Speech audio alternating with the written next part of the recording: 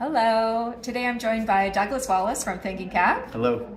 And we're here today to talk about SOC2 Compliance. Saw the paperwork come through this week. Yep. Tell us more, Doug.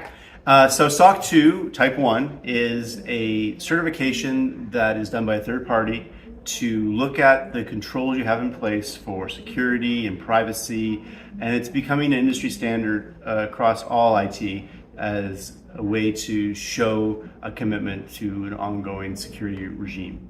Great. What does this mean for Thinking Cap clients? Nothing. It really does mean nothing, because nothing is changed from what we did before. So what we've done now is taken the security practices that we've developed over the years and just codified them. Okay. So I guess our clients can sleep better at night knowing that not just are we practicing good security and good privacy, but that when new people come to the organization and changes happen, that we're applying those all the way through. And that's how we write the code. It's how we test the code, how we're deploying it to customers, what we do in case of a disaster. Everything about how we keep your data safe is part of SOC 2. And you have the assurance that it wasn't just us saying, yay, it was a third party coming in and doing a full audit of our controls and practices. Got it. I've been part of the process over the last, I think it's taken us close to a year. So we've had a lot of these practices, most practices in place. Now it's official. That process of getting the certification, what were some of the things we needed to do internally? We had to go and look at all the training that our staff had had. And we found some holes along the way. We found that some people hadn't had some of the training that would be ideal. So we made sure they had that training. We made sure that all of our systems, like from our mail systems and up, are doing things like two-factor authentication, making sure that our remote workers are working on devices that are also locked down, that their access to data when they're outside the office is controlled. All of those things are part of what we've gone through in the last year to get ourselves ready to have a successful audit. Some of my research indicated that it's a voluntary process, not necessarily mandatory. It is, but it's becoming more required as organizations need to have.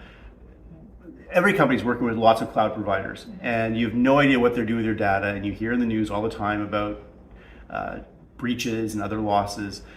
And what SOC 2 does is it allows you not to have to do an in-depth audit yourself of every vendor you're going to work with. And this comes up all the time. We had a document called our Security and Privacy Attestation, which was a multi-page document outlining our practices that we gave to our customers in the past.